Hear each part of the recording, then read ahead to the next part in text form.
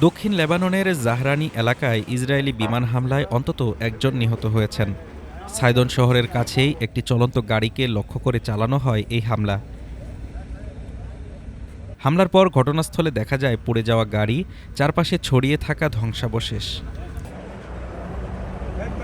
Civil defence ও সামরিক বাহিনীর সদস্যরা দ্রুত এলাকায় মোতায়েন করা হয়। রাষ্ট্রীয় গণমাধ্যমের তথ্যমতে জাহরানি মসাইলের সড়কে চলাচলরত গাড়িটি একটি ড্রোন হামলায় সম্পূর্ণ ধ্বংস হয়ে যায়। এরপর এক বিবৃতিতে ইসরায়েলি সেনাবাহিনী জানায়, তারা দক্ষিণ লেবাননের সায়দন এলাকায় হিজবুল্লাহর এক সদস্যকে লক্ষ্য করে হামলা চালিয়েছে। একই সঙ্গে টাইর জেলার দুটি গ্রামের সংযোগ সড়কেও চালানো হয় আরেকটি অভিযান। ইসরায়েলের দাবি, এই হামলা এসেছে হিজবুল্লাহর পক্ষ থেকে যুদ্ধবিরতি লঙ্ঘনের প্রতিক্রিয়ায়।